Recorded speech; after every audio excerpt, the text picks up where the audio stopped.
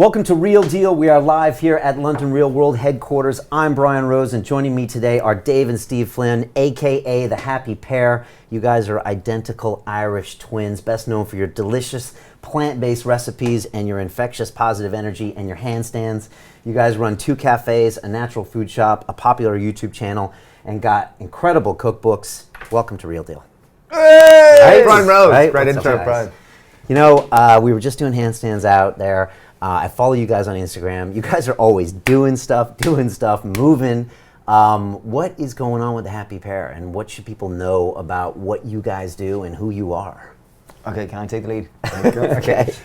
So I guess we started, I'll bring it back up a little bit and give a bit of context. So we grew up in Ireland, small little town, identical twins with 2 other brothers.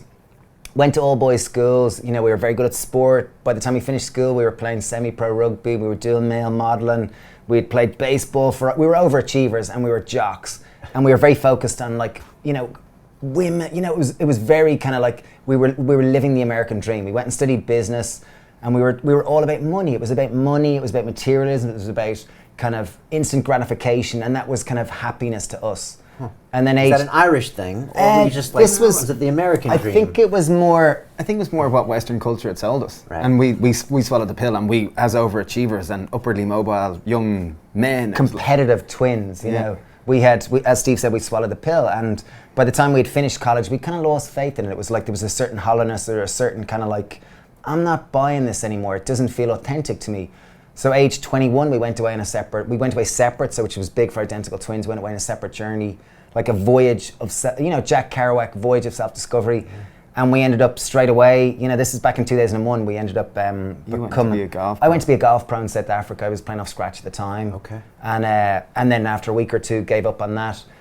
But over the next kind of couple of years, I changed my diet to vegetarian and then vegan, and then we got into yoga, we got into communities. We ended up spending a lot of time on spiritual communities, on farms, on rainbow gatherings, Burning Mans, you know, Vipassana meditation center. We looked under a lot of rocks and really questioned our own social conditioning. Wow. And age 24, Steve calls me up and says, Dave, do you want to like start a health food revolution? This is what he said to me. And I thought, like, I was in Mexico and I'd been reading all about Che Guevara and hearing all these people, and I thought, oh cool, we're gonna like start a revolution, we're gonna be like picketing, we're gonna be going storming the parliament, like, yes, I'm all about this. And he says, do you want to start a veg shop? It's like, a fucking veg shop? Like, you know, what's that gonna do with revolution? He says, just trust me in this one, I've got a dream. And age 24, we started a veg shop. Wow, and you guys had both independently gone vegetarian when you were on your travels without telling each other. Yeah, it was kind of, I guess we'd been on, as twins, you share so much of your life together. Like, genetically, we were once one. Which sounds weird. Which sounds weird, but I guess we were transitioning ourselves, and we were very much going through experiment with things, and it was quite strange in that, like, I went away to Vancouver on my own, and I met someone that happened to be a vegetarian, and I decided it really resonated, and I called Dave up going, Dave, like, I reckon I'm the better twin now, like, I'm a vegetarian, you know, expecting, and he said, geez, that's weird. I decided to go vegetarian 2 days ago too, so it was. And then a couple of, you know, probably, I think, you know, I went to vegan and he became vegan, and then we tried with raw foodist, and then I think I gave up drink and he gave up alcohol, and we got into fasting. We were really pushing the boat in terms of seeing how food affected us in terms of, like, we were very into spirituality. We'd gone from total materialism and capitalism and wanted to explore spirituality. So we were kind of, you know, I was living in a cave in Costa Rica behind a waterfall with all these yogi people, and 2 of them training to be breatharians. So we tried all sorts of wacky stuff, and then came back and it was like, okay, let's see what we can share with the world. See if we can try to build a happier, healthier world, starting with our own little community. And again, a veg shop back in Ireland seems like a really opposite choice for 2 guys that were out living in caves and going to Vancouver and all that. I mean, how did you get your head around that you had to start at home and start, you know, selling plants? Yeah, I think it was like we had changed ourselves so much, and we kind of just felt like, as weird as it sounded, we felt like we needed a platform where we could just aim out. Did you ever watch Care Bears as a kid? Do you remember? I didn't watch Care Bears. I watched the Smurfs. I didn't watch Care Bears. Of course you didn't watch Care Bears. Sorry, Brian. Well, I once saw Care Bears on TV, but there's Care Bears stare, where they'd stand there and they go, Care Bears stare, and out it would come. Okay, and we always felt that we wanted it. We just something. This has gone quite, you know, touchy feely, but it was like we had this thing inside of us that we felt we wanted to share. And right from the start, Steve was adamant, okay, let's start a business. It's going to be, we both studied business and did masters in it. So he's like, right, let's see if we can start a business and use it as a vehicle for social change. So age 24, we started it, you know, he wanted to start as a charity. we ended up calling it the Happy Pear because there was two of us and we were selling fruit, so Happy Pear was a pun, you know. I get it. I just got it now for the first time. Just got it now. Okay. But we, like, he was adamant on calling it a different name, and he wanted to call it Flinner's Fruit and Veg for Social Change. Okay. And it just wouldn't happen to fit on the sign, so we ended up calling it the Happy Pear. So the whole context was always about a bigger mission. Okay, this is back in 2004. Yeah. 2004. Before, like, entrepreneurship became Yeah. popular, also before entrepreneurship for social change became popular. I mean, And then before vegan and plant-based. that and all too. this. So Like you a guys lot of- must have been even weirder. A lot of the local town didn't know what to make of us. Like, kind of mom and dad played golf, they played bridge, and it was kind of like, what happened to the lads? They're like, they drive a van, they sell vegetables, like, they're definitely selling drugs out the back. You know, there was this type of... Yeah. And there was a sense of pity because we had come from two kind of people that people respected. It was like, oh, the lads are great at rugby, they're good in the community, they say hi to everyone. And we'd come back like with long hair and polyester shirts and plaid pants, and we painted our fingernails because we're different, and, you know, and we were vegan and we didn't drink anymore. So we'd gone from our friends being kind of rugby players that we all drank together and went chasing women to coming back and we were into yoga, we were vegan, we'd started a vegetable shop. So people didn't know how to relate to us. So there was almost a sense of pity. So it was, thankfully there was two of us, so we had our own resilience.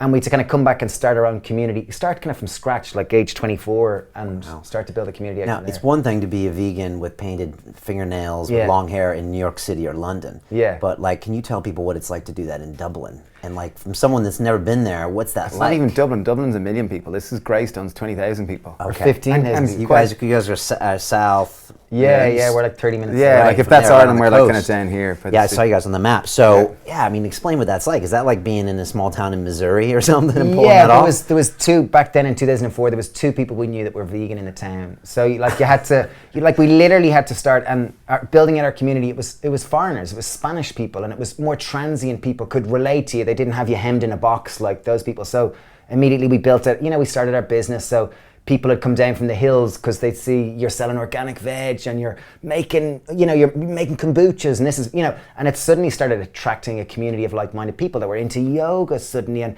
before you knew it, a community of people started to flourish out of, and it became a hub for people that were looking for something more, something different. I won't say more, but like an alternative way of living. And even I'd say, like, one of the most selfish reasons why we started the business was to create a community that would support us with the lifestyle changes we had. Okay, right. In essence, and create like a restaurant that would feed us the best possible organic food and So veggie, you kind of vegan scratch food. your own itch, I think is Totally, Tim Ferriss used to say. yeah. So just to give a context, so we started in 2004 with a vegetable shop, and we opened a cafe, a vegetarian cafe. And I guess since then it's gone from, it's 2018, so we've got Overnight success, right? overnight success 14 years later, where we've got, like, there's about 150 people work with us, and there's cafes, and we've got about 30 products in 1,000 stores in Ireland, and now in Waitrose in the UK, and cookbooks, as you said, in cafes and shops and a farm. So it's sprawled in so many different ways, but I think to pin it down to anything, it's the sense of community. It's really a physical community as well as an online community that's really epitomizes kind of, I don't know, positive natural living, if I was to, and eating more plants, Okay. You know, it's funny, I have a bunch of students inside my academy, and I always say when you go to build an idea, a brand, or a business, that the natural tendency is to get your friends and your family to come over and buy your stuff and like your page. But the truth is that that's the easy way out, and it's not the way to find your real community. Then you got to do the hard work, and you got to go find those few people that actually love what you do and bring them in. Yeah. And that's usually when most people quit, because it's so hard and they're looking for gratification and people around them to say, okay, you're doing great. Because it takes years to do that. Oh, huge. And like, what was that like from 04 to like 08, 09, 2010 when you guys are doing that? I mean, how do you get through the dark moments? Because you guys are upbeat, but there must have been a time where you're like, this isn't going as fast as we hoped it to, or not. It was even funny, like we used to get up at 4:30 and go into Dublin Fruit Market and drive a little red van. And the fruit market, I don't know if you've ever been to many fruit markets, it's a very nepotism. It's like old Dublin lads, like real men. It's almost like an apprenticeship, like you had to get into, and it was a fraternity and a mindset, very male orientated. So it kind of happens from 4 a.m. till about 8 a.m. in the morning. You go in and buy your fruit and veg to sell in your shop, and it was real old school. And we certainly weren't welcomed in. We had studied business. We were from the south side. We were like yuppies, educate. So quite a story was we used to go in there and you'd see them standing there and they go, oh fucking, and you hear them mumbling under their breath. I give these lads a month, jeez, a pair of pussies or whatever. You hear that kind of stuff. And they looked down at us, and we were the most chipper people skipping around. Oh wow, we were so chipper that they really hated us. They really didn't want to support us in any sense. And they try and rip you off at every sense. And it wasn't until like we were 24 and we were busy working all the time that we realized in Greystones, there's a lot of au pairs like from Mexico and Spain and France, and quite attractive females. And we used to kind of, we were young, virile males, not to say we're not now, but we used to hit on them and go, you're from Mexico. Oh, wow. Have you been to the fruit market yet? And we'd say, it's an essential thing that you've got to do when you're in Ireland. And I'll pick you up at 4 o'clock tomorrow. Brilliant. So you'd bring them into this is 4 a.m. 4 a.m. and you'd pick them in and you'd say it's an essential part of your Irish experience and whatever. And it'd be a date. So you'd bring in a pretty au pair from wherever. And we started bringing in girls with us into the fruit market and giving them tours. And the lads, because they're a very male-dominant place, they'd be, how you love, would you like some strawberries? And giving them flowers. And we built up our respect, and suddenly the lads opened up to us and welcomed us into the fraternity. Yeah. Okay, so that helped, and your persistence helped. Yeah. I think, and to answer your question more directly, I think being a twin, it naturally gives you more resilience. It gives you a blind spot because you're blind in your own little world, but at the same time, it supports you. Like, it's kind of unconditional support and sense of, like, even coming on this trip to London on Monday, we were getting off the plane and I was like, it's great to be back on holidays. Oh yeah, we're working. Yeah, we're working. But it's that sense of excitement. If I can answer that, I would say blind naivety and ridiculous enthusiasm and just kind of having fun. I think having fun and not seeing it. The way, if you're someone that studied business and you're going at something from an entrepreneurial point of view that's more financial based, it's quite a different metric than kind of two people starting with a mission of trying to create a better world and really to try to build a community. The metrics there are kind of having fun, your staff engaged, you can see the value, you get immediate feedback from the vibe, which sounds completely ephemeral and strange and whatever, but those were the metrics we were into back at that stage, because I remember we'd go to the accountant every year and we'd have to sign the annual accounts and whatever, and we'd study business, so we were quite a fay with P&Ls and balance sheets and whatever, and she'd go, do you want to know how you've done? And we'd both go, no, we're measuring this thing differently, which was quite irresponsible at the time, but we were able to live on fresh air. We were like, up until we were 30, we didn't have any kids, any responsibilities. We could live on, we didn't drink, we didn't smoke, we didn't, we could live. Meditation was our drug. And yoga were our drugs of choice, so we could live on litter, and we had a fruit shop and a vegan cafe, so we really could live on pretty close to zero. Yeah, I've had that same conversation with my accountants where they're like, what are you doing? And I'm like, trust me, I know what I'm doing. This is coming, you gotta believe. I have a 100-year plan. And they're like, what? And then they hear about the ayahuasca and the rest, and they're like, okay, trust me, we got this. So, it's funny, I think one of my guests once said that a company's brand is a lagging indicator of the company culture.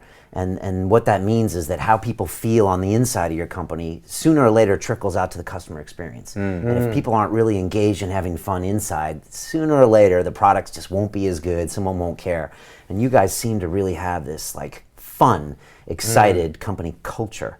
Do you think that's why your brand is so appealing to other people? I think it's quite a challenge. I think it's something that we're very conscious of. We're far from perfect, but it's become a challenge as the business has grown from me and Dave and maybe 50 people working directly with us, and now there's maybe 150 people. So some people you don't know even that well. So it's how do you manage to instill? Because lots of people would follow us on social media and they think, oh great, I'll go work there. We'll do handstands, we'll swim in the sea, and then I'm going to do cooking demos, and then I'm going to do YouTube, and then I'm going to do some interviews. And they don't realize they could be in there like potting pesto, and it's like it's not a glamorous job, and it's like there's a lot of toil in it. So there's a conflict in that regard, and I guess we're quite cognizant of it and we're doing our best, but...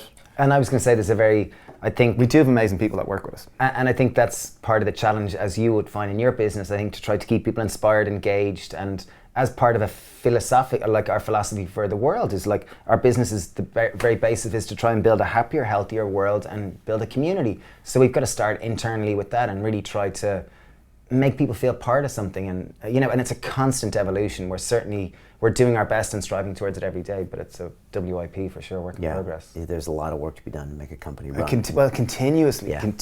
How can you build engagement? Like we roast all our own coffee, and like one area that we're kind of the bit that always fascinated with business was organisational structure, as in structures of power. And a traditional organisational structure, people know traditionally it's a hierarchical system. And as a business grows, typically it becomes more rigid and there's more structure to reporting lines and becomes more tighter because it needs to be able to support the growth. But I'm more fascinated with the idea of smaller independent pods where there's more autonomy, more engagement. And like we started a coffee roastery a few years ago, and a friend, Paul Grimes and Shane, run it.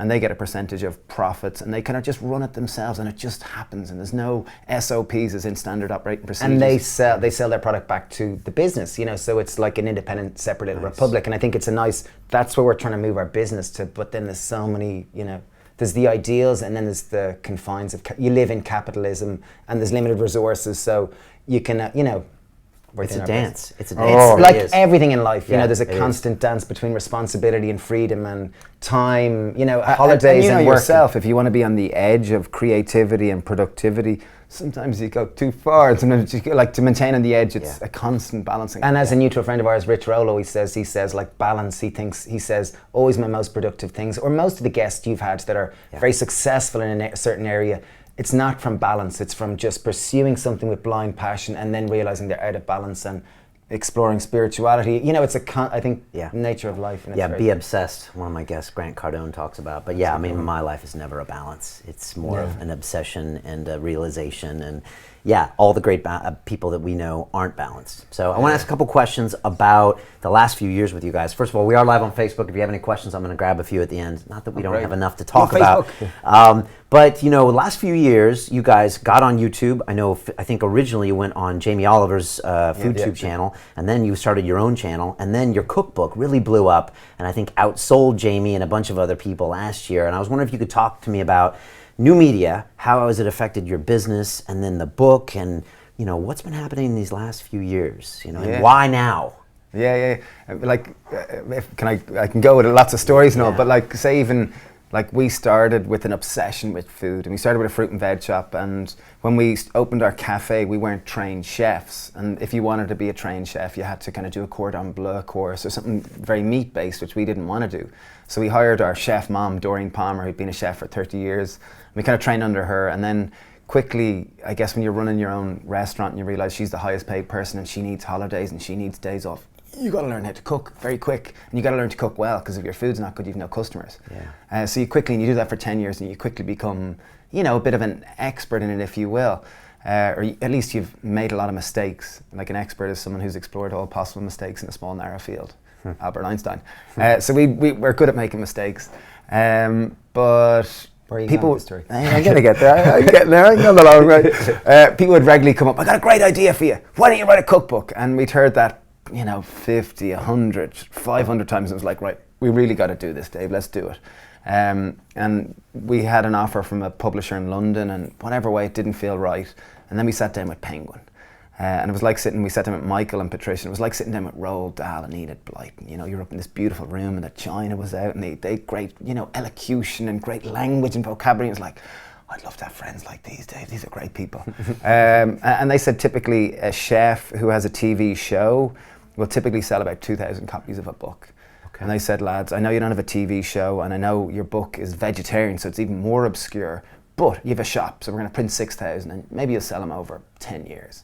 The book came out in October, and I remember I was away when it came out. I remember phoning Dave, what's happening? Dave, what's happening? He said, someone drove all the way up for 2 hours from Tipperary, and they want me to write my name in their book.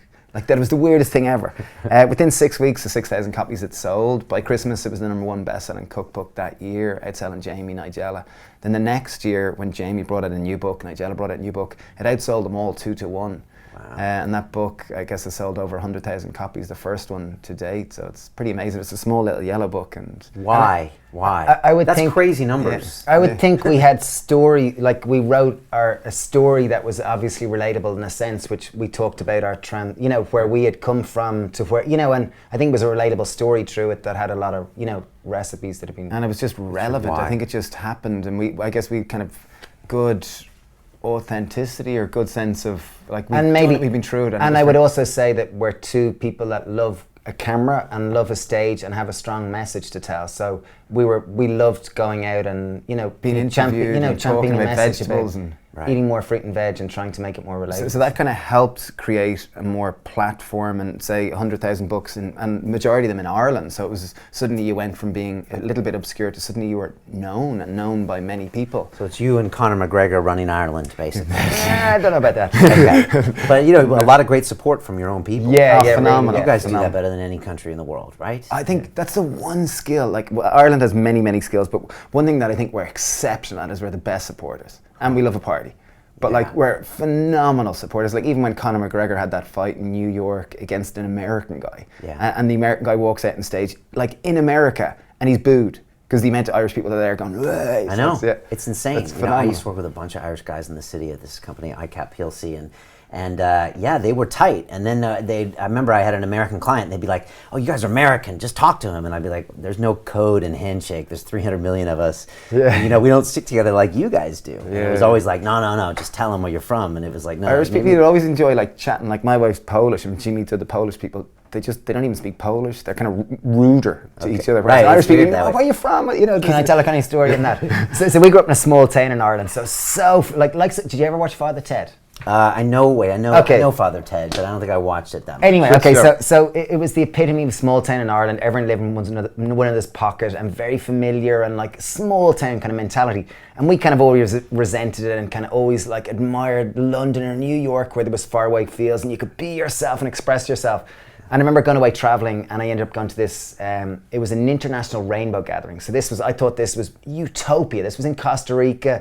This was like, you know, free, everyone called one another brother and sister. It was about creating a better world. There was no money. It was all like... Gifting. Yeah, gifting. And I thought, oh my God, this is going to be amazing. I'm so excited. I'm going to stay there for the full month. And this is like, we're going to build a better world. And coming from a small little community in Ireland, I was going to this fabricated community. And it just didn't feel authentic in any sense to me. Like, it didn't feel, coming from a real community where people genuinely had your back, they cared for you, they looked out for you, you had a multi-generational, you know, friendships. Yeah. It didn't feel authentic. And it wasn't until I went home that it was like, oh my God, like, community it's something that takes time to build, and it's a really beautiful thing, you know. And it's a word that gets thrown around a lot, especially in the digital age, you know, and it's hard to really put your finger on what a community is or what it's I supposed guess to be. like-minded people who share similar values and want to support and encourage one another. And can I have a punt at your question, because we went off on rants. Yeah, You go said your question was about the digital age and how kind of relating to that. And all I can say is that because we've had a very clear message from the start, which hasn't been, we want a load of Ferraris, please support us. Yeah. It was about, you know, we want to create a happier, healthier world. We want to try and inspire people to eat more fruit and veg and to be happier. We want to have a laugh and enjoy it. So I guess we've always felt natural on social media. Like, originally we were kind of Luddites, very anti-tech, weren't into it. Because it wasn't natural and it didn't fit with the natural world. But then we went and we were asked to do juices and smoothies at Web Summit, which has now become the world's biggest tech conference. Yeah, it used to be in Ireland, right? Yeah, Yeah. it started by a friend, Paddy Cosgrave, and he invited us in to make juices and smoothies at the Mansion House. And this was one of the first ones, and it was founders, so it was the elite one. So it was like the founder, Jack Dorsey at Twitter, was there. I didn't know what the hell Twitter was. I didn't know who the hell he was. Some fellow who founded this thing called Skype was there. This thing called Netflix, some fellow called Reed. All these people were meeting and chatting. I was like, I didn't know what the hell they did or what any of it was. But it was after, it was like, this tech thing's sexy. I must work out what a tweet is and what this Twitter thing is and how I work this. And this is about 7 years ago, so we realised the value of it, and realised the value in terms of being able to share a message and try to inspire people and build a community. So on the back of that, we kind of got being competitive and, you know, seeing the potential in it, we kind of jumped on it. And really enjoy it, and now we're kind of social media whores. Now you're all over. Follow these guys on Instagram. It's a crazy ride. Like, it's exhausting watching you guys. You know, one of our most popular guests is called Simon Sinek, and he has this TED Talk called Start with amazing Why. guy. And he said that if people ultimately buy into the whys of companies, not the whats. You know, they make computers, but that's not why you buy an Apple. You buy it because it feels like we're changing the world together. And so these days, people really buy into much more. It's the ethos. It's why are you doing this? And like, I always try to think the same thing here. Like, why are we doing this? Who are we trying to change? And when you get over the Ferrari issue, I think you can really concentrate on what you're all about, you know, and communicating that to people. And you're business students, and I came from a business background, but if you just maximize profit, you'll get lost. You'll get lost everywhere. And it can feel hollow. It does. You know, ultimately, like the American dream, maybe some people it satisfies them, but I think ultimately it'll only satisfy the itch to a certain degree. I think there needs to be a bit of internal gazing if you want true wisdom. It doesn't work. You know, that's what all my movies are about. Yeah, you know, me lost in that dream and then just realizing after 40 years that it wasn't working. You know, I'm an engineer, so finally I looked at the data and I was like, this isn't making me any happier. So let's find out a new plan. Now I got the new plan. The accountants aren't happy sometimes. And now I'm like, no, I know where we're going. And I think that's why you guys sell the cookbooks, and that's why people feel you, because you can feel energy through this tech sometimes, and even through books. And I think that's what people want these days. Stephen will often relate it. He'll say like that, you know, like it's a digital medium, but people will pick up your sentiment or your expression within it, even in text, even in just the text of something, your intention in it, like, and it sounds very kind of like non-engineering or heebie-jeebie. Or lining up your chakras. Like, and it's like, and we're like rational people as well, but like, I think there's a certain truth in it. No, it's energy. And like, again, it doesn't jive with my engineering mind. I'd be like, what are you talking about? But it is. Stop talking to spiritual mumbo jumbo. But it's true. Yeah, and no, I get it. I tell all my students, that's why I get them all on video right away. I'm like, in 10 seconds of video, I can learn more about you than in 10 blog posts or 10 books, because I can feel you right away. It's like, do I like this person? Do I feel they're into this? I'm in. And that's why most people are afraid to get on video, but once they do, they can find their tribes and communities instantly. So, and you guys are... Can I tell a tiny story in that? Yeah, tell like me. We'll often get messages in, you know, you'll get DMs on Instagram or Facebook or whatever, and sometimes people, like, they'll throw muck at you, they'll say something to you. And typically if you respond them with a video message and say, hey, thanks a million for your message, thanks a million for your feedback, thanks for taking the time, I appreciate your point of view, you know, and explain something to them, they'll typically come back, because it's a human, it's not this business. They're speaking to a human, and they'll typically change their tone and go, oh, hey, sorry if I was offensive, I didn't mean to be, blah, blah. You know, and it's like, I think just the human element of things. Yeah, it's interesting, and maybe we'll talk a little bit about like comments and hate and all that stuff. I've got different ideas about it, but we're also taking your questions. I see a bunch of people here on Facebook. I want to come to a few. Let's talk plant-based real quick, because I went on this journey this year to went 100% plant-based, I think Jan or February, to run this Ironman race. I'm still plant-based. I had Rich Roll in here talking about that, but you know, you guys, like John Joseph, have been doing this a long time, and then you've seen the rest of the world kind of catch up. What is that like, watching that happen? And what do you think is the future of plant-based eating? Also, are you vegan? Are you not? And for people that have nothing to do with this type of eating, what do you tell them when you first meet them? A lot of questions. Can I go? Yeah, no, that was great.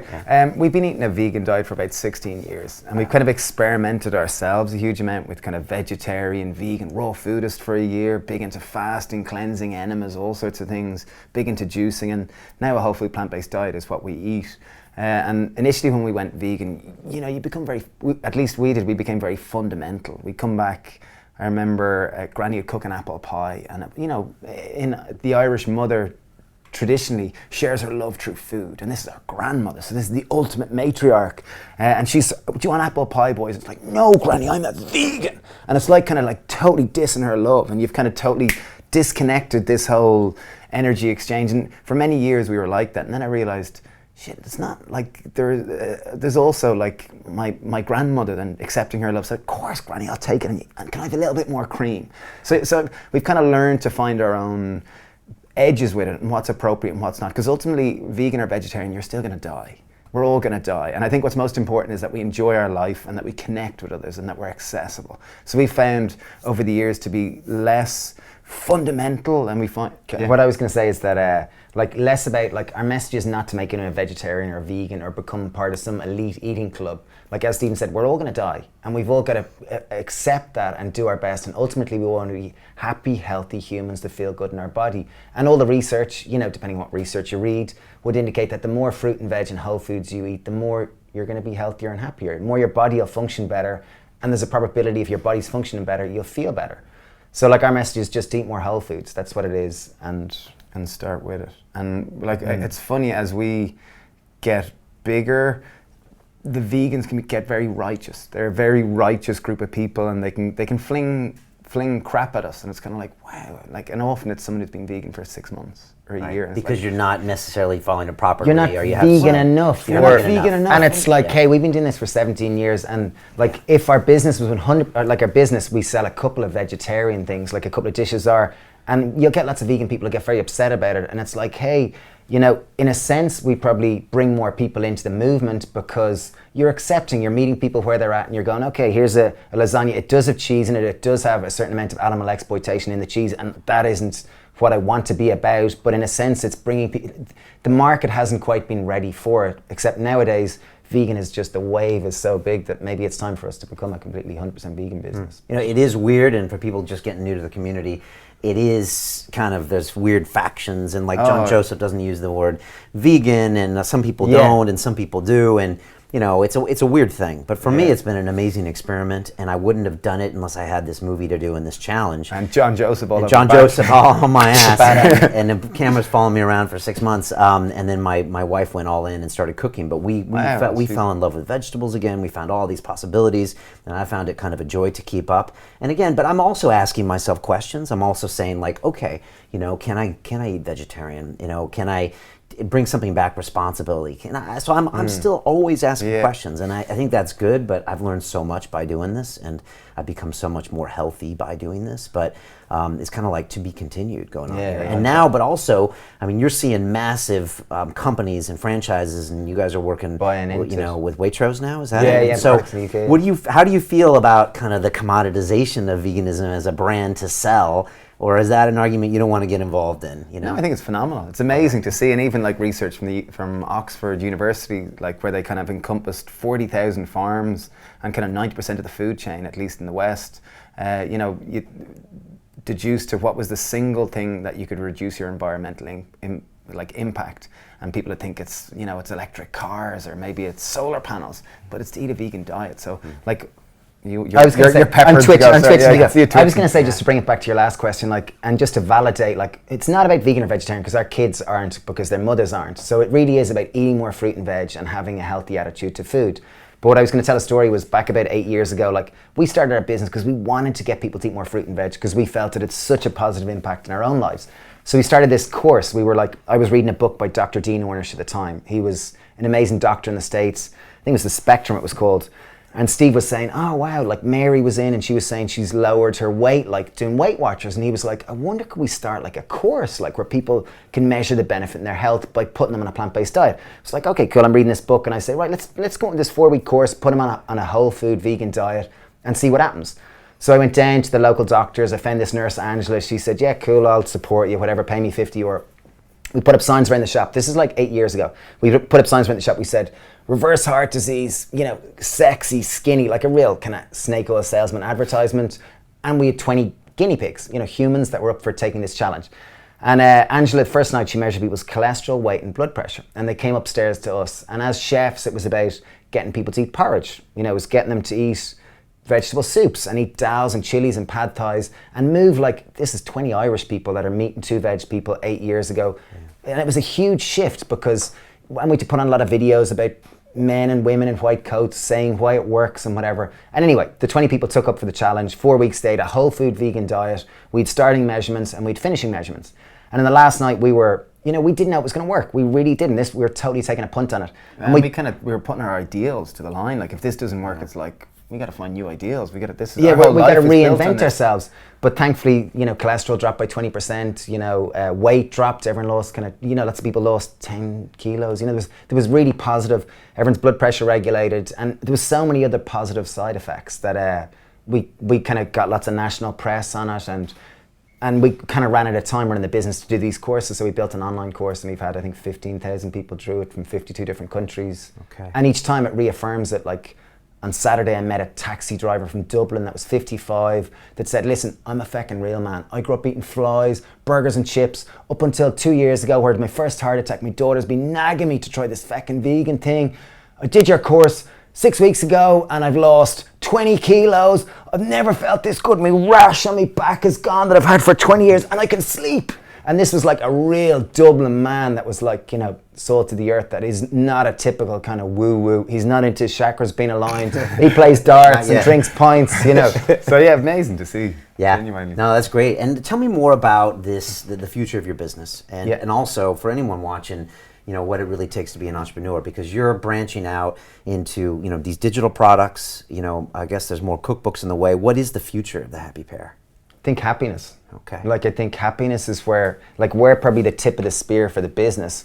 And I guess what's our true north at the moment, which is more relevant to everyone, is like we all want to be happy. At the root of Brian Rose is I want to feel good in my body. I want to feel confident, comfortable, and happy, whatever the hell that means to each person. Pleasure, avoid pain. Yeah, so I think that's to try to explore that. Like we're working on various projects in terms of that. That's Okay. you know But more specifically, less more specific. ephemeral. Okay, more specifically, yeah. At the moment, we're kind of working with Waitrose in the UK, and it's wonderful. And we're kind of doing more writing with them and recipes with them. We're kind of enjoying YouTube and kind of, I guess, moving more. Like we've probably shot about 400 videos, and we're exploring the idea of kind of longer format vlogs around topics around business, like as in like how to create a brand, how to write a best-selling cookbook, topics like this where they're more value-based and they're moving away necessarily from recipes and more into kind of lifestyle aspects. I was going to put my two things. A community farm is one thing, which our younger brother's, we've got a smaller farm, but he wants to raise a few million and build a community farm that's an example, you know, using really kind of commercial Dutch principles, turning them into organic biodynamic principles. So really using modern technology, making it to be a public space where people kind of can come up and see it, schools come up and learn from it, and provide food like a CSA for the local community. What's and CSA mean? Community supported agriculture, where for example, our small town of Greystones, people buy in at the start of the season. They put up to Brian Rose spends €250, and he's got his vegetable box each week is delivered to him of local veg. Each month, Brian Rose and his family can come up and explore their farm because he's got a stake in it. And pick their Everyone's bring their happier and mates healthier. up, They meet friends. They go pick tomatoes in tomato season. It's a very happy world. There's a local drug rehabilitation centre. They come up once a month.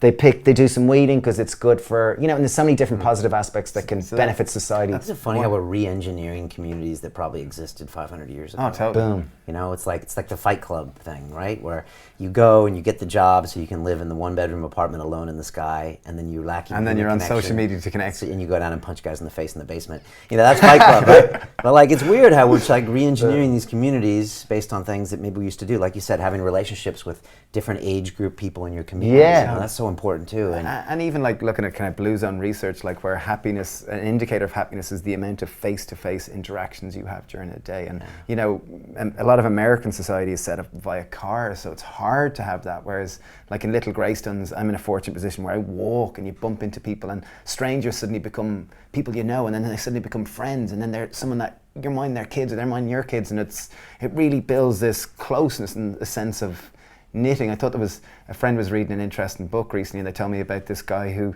took his garden, took down the fence, put in a public bench there, and put in swings. And he said it was just phenomenal, the impact it had on the community. Suddenly people walking past might sit on the bench and he'd walk out and they might have conversations, and stranger became people they know and friends, and it just helped provide this nexus with which people could And it's interesting, connect. like if you think of the symbol, like almost like a symbol of success in Western culture is you've got the big house with the big garden with the fences and the gates and your own stockpile, and then you're lonely, like, you know. And it's like, and if you look at, you know, like I remember when I was 21, I lived in South Africa. I was training to be a golf pro. And I remember I found it so strange that the kind of discrepancy in terms of how people lived. And I remember I was friends with the black guard I became good friends, and it was like, come stay. And he was like, I live in this hut, like in this total, you know, slum. And I was like, cool, can I come stay with you? And I was fascinated. And I went to, and I couldn't believe them into life. Like it was bubbling up with life and joy and music and dance. I was like,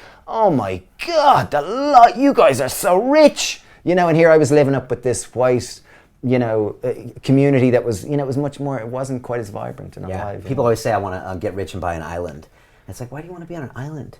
You're alone. Like, where's the rest of the community? And then you got to fly your friends in, you know. Yeah, and I remember I was like down some Greek island or something one time, and everybody was partying in like this club, and there was someone out with their private yacht, and they were out in the water, and I was like, what are you doing out there? Like the party's over here. And so it's funny how we kind of separate. One thing we've kind of got into is swim rise, and it kind of came about as we started. When Dave's daughter was 5, he was kind of when she was like 5 months, I should say, kind of walking her to sleep by the sea, and he took a picture like of the sunrise and put it up on social media, and people really interacted because it was a new day, new dawn, innocence, purity, oh great, positivity, hope. Right. So we kind of got in the habit of going down at sunrise and taking a picture, and some days we go for a swim and some days we wouldn't. And I was down there one kind of autumn day, and it was raining, it was manky. But I was kind of taking a picture, and there was another fella there, and he just came out of the sea, and he kind of said, "Oh, mind your gear if you want to swim." I was like, "Oh, shit, I don't want to swim." I was like, "Okay, I better, right? He's a man, I better show him a man too." So I got in, and then I got out, and he said, "I'll see you here tomorrow." And it was like, "Okay, see you here tomorrow." He subsequently became a great friend, Neil. And then a couple of days later, Caroline was on the beach, and she joined us, and it was like, "Okay, see you again tomorrow." And slowly we did it for the month of August, and then September said, "Well, we do September, and we do the 1st of September," and then someone would joke, "Oh, we've paid our membership for the full month of September, so we do the full month of September." And we ended up doing the full winter, and we kind of put little bits of it up on social media, and people would regularly, from their bed go, "Geez, looks amazing, can I come and join you?" And they're looking at a two-dimensional... Can I pipe in here with a tiny bit? I was just going to say a natural community built around, like totally organically, and it turned into 20 local people swimming, Because one of you went in. And we bring down tea every day, so it mean an excuse for you to talk afterwards and chat and build your friendship. And a very multi-generational, like it wasn't like a bunch of 25-year-old vegans that all did yoga. This was like a mother with 5 kids, Ines has 4 kids, and 50-year-olds and 40-year-olds and 60-year-olds and 69-year-olds and 70-year-olds. So a total mixture of humans. Isn't it cold? Of course it is. Yeah, That's it's nice. the fun of Yeah, it. Wim Hof action. But we put it up on social media, like say it was on Snapchat or whatever, and people would go, "Oh, it's amazing, I'd love to come and join you." And they didn't realise like there was a wind that would have stung you. The water was Baltic, and like it was just shocking. But it was phenomenal, like you felt amazing. So one day we got really into Snapchat. And Snapchat, many people think it's just naked pictures, but there's a lot more to it. And I remember I was like, "We're going swimming." I remember I got enough of these messages saying, "Oh, I'd love to come join you." So I went, "We're going swimming Thursday morning." This was on a Tuesday morning. And I said, "We're going swimming on Thursday morning." Sunrise was at 4:50. So I said, "We're meeting at the Happy Pear at 4:30 a.m. And this was the big hook. "We're going to bring free porridge and there's going to be tea." Yes!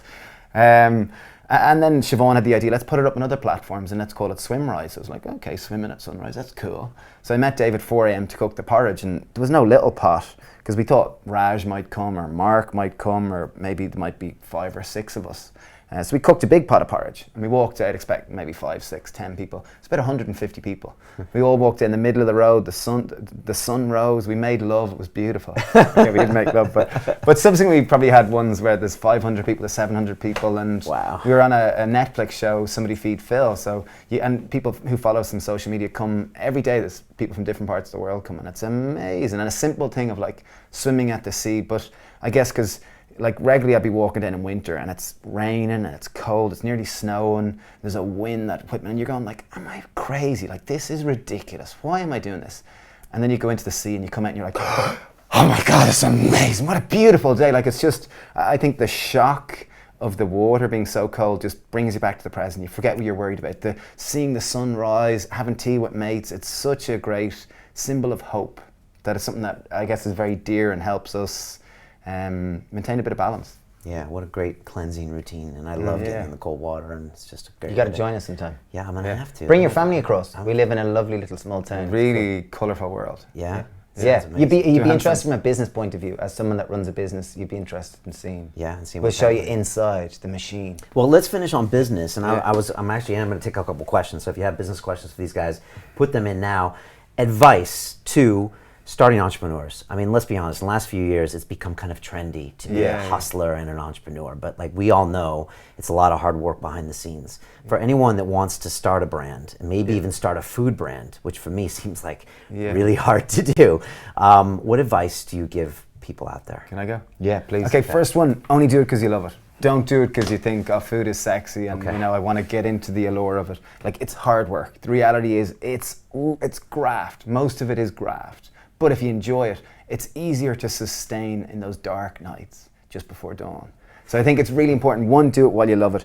2, we exist within capitalism. You need to be financially responsible. It took us about 10 years to make peace with making a profit. Because you guys had a problem with that. You were going to do it as a non-profit. It felt bad and dirty. Yeah, and you guys went the other way. Gone from studying degrees and masters and wanting to be stockbrokers and investment bankers and make millions before we were 30 to suddenly hippies that were all about community. So like profit and money were like the devil.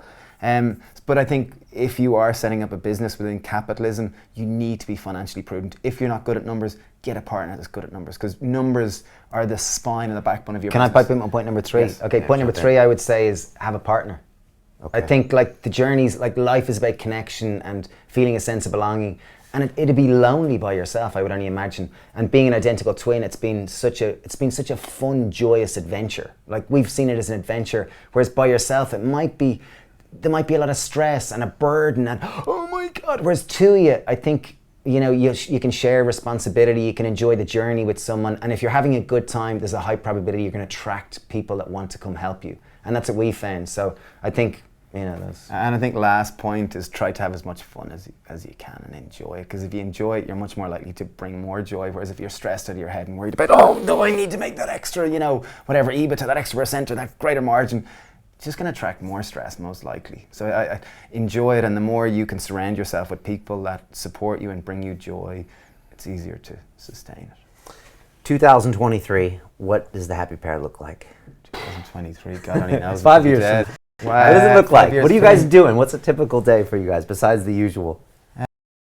energy systems. Education was something that was fascinating me, and my daughter now being 8, and the thought prospect of her in 4 years starting secondary education, and traditionally which has come from the Victorian era, which was pre-digital, I guess, information, that I think somewhat of it is a little irrelevant. So I'm kind of like, I'm a total idealist, both of us are by nature, and I kind of I romanticize homeschooling, but I think if there's some sort of a blend hybrid, or something where there's a lot more, because I myself left secondary school with no idea of who I was. I knew how to pass exams, I knew how to fit in, and I knew how to regurgitate some dates about something that I was disinterested in. Whereas I think like true knowledge is awareness of self. So I think the more the education system can focus on the individual being connected with themselves more, I think. I think as the happy pair, I would say it's going to move more into social issues, but still very much be rooted in food, in happiness. I'd imagine we'll get more involved into happiness and into being ambassadors for more, being a mouthpiece for that, you know, and questioning, exploring that in all its many colourful forms. Yeah, I question the whole education thing. You know, it's like it's hard, but then at the same time, like homeschooling, I don't know if that's the solution. And you want to socialize them, and then like my daughter's 14 and she's at a private school, and at some points it's like, why are you studying that? But sometimes she can really enjoy some of those classical systems. So it's hard. Oh, totally. Well, I think at its very root, and this is the bit which kind of rubs me up, is that you sit there and there's an expert up here, and you're sitting down in a chair, and you're not told to think for yourself. There's very little autonomy and sense of this, and then you finish school and you finish university and you get a job, and then at some stage you're meant to start to think for yourself. Yet the whole system is set up for you to not think for yourself and regurgitate, not question. So there's a certain, as we said, idealism that kind of goes, there must be other ways of looking at this thing, and so I think that's something we definitely want to explore and move towards. Yeah, no, good. There's a question from Liam, who must be from Europe. Liam, just asked if you have business heroes or mentors or anyone that's inspired you. Are there any names that come to mind? Satish Kumar, an interest in Indian philosophical kind of guy. Okay, cool. You like Small is Beautiful, the book by E.F. Schumacher. Okay. An economist. But business people, like obviously there's Richard Branson, these kind of characters that catalyzed huge change and been role models. Like Elon Musk or Steve Jobs, all these kind of characters, and obviously everyone has their personality flaws, but as business people running business, they've had a huge impact on society, whether albeit positive or negative. But Dice and all these kind of people. But I think the social aspect is really what people are. You know, you made this point about revenues, and I would say for anyone that's listening, you know, I went back the other way. I went into banking, tried to make the millions all about me, and when I started broadcasting, I said I'm going to get away from that dirt and that evilness. And so I went for 3 or 4 years without a revenue model and just broadcasting. And the problem is that even if you have savings, it's just not sustainable. It's just going to be a one-man show, and you will get frustrated and you won't have the impact. And once I got over myself and just put out a product, it was a community product for like $99. I found people actually wanted to spend the money. They wanted to invest in themselves. And we took that and started hiring people and getting better cameras. And without me getting over my own insecure relationship with money, I would have never been able to scale this business. And so it's the biggest problem with most of my Business Accelerator students is they have a bad relationship with money.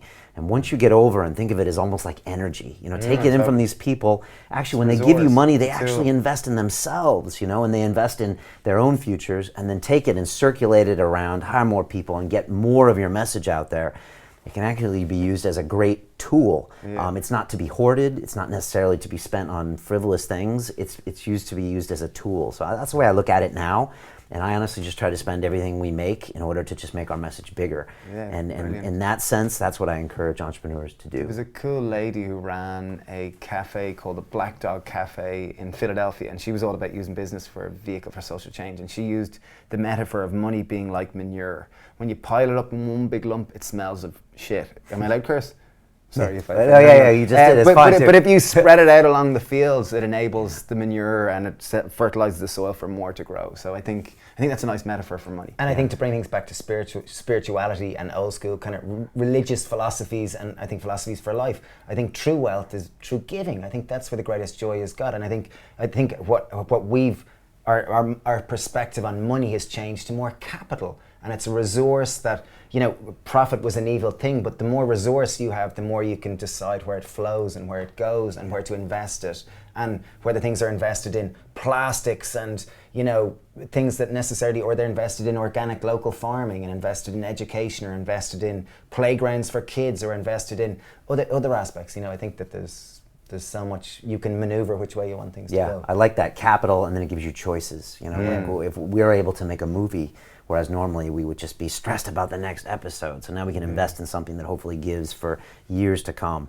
And so I think that's the best way to look at it. Could have a bigger impact. I like the manure thing. I never thought of it that way. That was nice. It was her thing. I thought it was and, you know, good. you can't take it with you, and money is supposed to be spent. And, you know, another one of my guests, Grant Cardone, and I never thought I would like this guy. He like sits on the top of his jet, and he's this really kind of brash American guy. But he said, Brian, the way you spend money is the way you make money. And I thought that was another interesting way. If you try to hoard all your money and live in this scarcity mentality, you're going to get so far. But if you're using it as a flow of capital and you're investing in ideas and putting it to work and hiring people, the money will also flow back to you. And so it's just an interesting way. And a bit like Gary Vee's philosophy is in terms of information, like just give it all for free, and, you know, ultimately it comes back to you. Yeah, I always say add value to every single interaction you make, whether it's online or with a person, and just pump out the value and change a billion lives. You make $1 billion. That's and Dan to bring this Pena. back back to philosophy, as you were asked one time, what was one of the learnings you got from all your guests, and you said that ultimately we're all one and we're connected. And I think ultimately true wealth is like me being giving to you and being of service to you and everyone else around here. So I think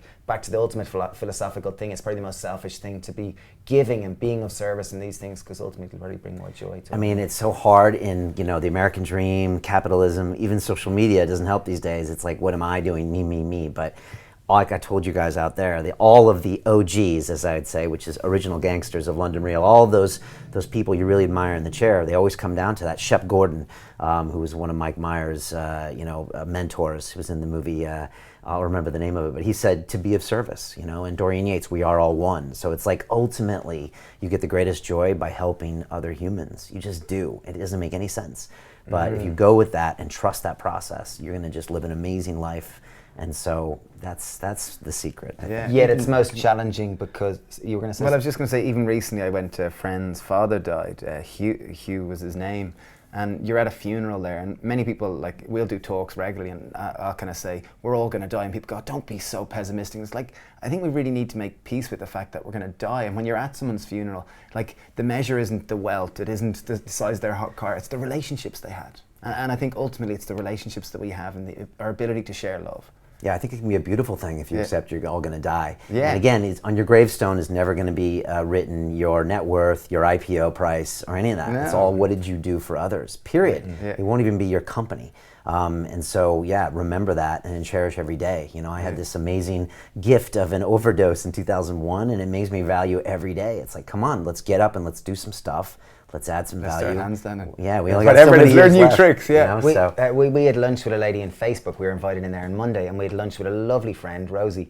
And she was saying that she'd been reading the Buddhist book of living and dying, and she said, and it was, she broke it down, and I really got it. She said, like, almost if you can live each day like you're preparing for your death. You're gonna, like, if I knew I was gonna die in a month, I'd probably move a little slower. I'd be more mindful. I'd look around me more. I'd be more I'd be genuinely interested. Brian, I'd want to connect you, not what can I get from you. Like, I think, and I just thought, what a beautiful way to think of things. And it sounds very pessimistic and, you know, dour, but I think to think of your own, you know. But even in times like that, say you're rushing through rush hour, like we were yesterday walking through was Waterloo. Waterloo Station. I was mental, and we were kind of joking, oh my God, I feel like a rat in a rat race. But in the middle of it, like, there was one guy playing music, and like, when you stopped and you listened to him, it was like, oh my God, I'm in heaven, like. But it was the ability to be able to stop and see the beauty in the storm. And we stopped and just watched the people come for a while and looked at the expressions in their face, and there was a whole lot of kind of like struggle and strife, and like certainly it was very difficult to catch someone's eye and kind of smile. If you wanted to give, it was kind of difficult. So it was quite interesting moment. You know, if you knew you were going to die tomorrow, you'd probably live a lot more like that as opposed to... Yeah, and that's what Ido Portal said to me, meditate on your death every day. And it's a great question to ask yourself. If this was the last day on earth, would you be happy with it? If not, why not change that today? You know, why are you waiting a month or a year to, you know, connect with people you love or change that eating practice or that mood? Do it now. And so it's a great thing to think about without getting, you know, shouldn't be depressed about it. All right, well, you have to follow these guys on social. They're on Instagram, on YouTube, on Snapchat. Books on Amazon, more coming out, right? Recipes for Happiness has just come out. That's the first book that's been an international bestseller. So that one's the best one. It makes it easy and simple for people to eat a more plant-based diet. Okay, and more content coming out on YouTube, maybe some long-form stuff. We're prolific. And these guys are all over Instagram stories, so just check it out. Like, it seems like there's 10 of you. So, and I'm going to come over to Ireland. I'm going to jump in the water. Oh, there you are, social accountability. There you go, you're promised. That's what's doing it. But look, I love your energy. I think everybody that bumps into you just gets infected with it. And again, you guys have been doing this for 14, 16 years. So thanks for fighting the good fight. It was awesome having you on Real Deal. And to be continued. All right. You're equally beautiful. Huge Okay, inspiration. thanks, guys. Cheers, Brian. Thank you, guys. All right. Thanks a million. We are out. London Real doesn't stop when the conversation ends. You see, that's when we get started. Because everything begins with a thought, and then comes the action.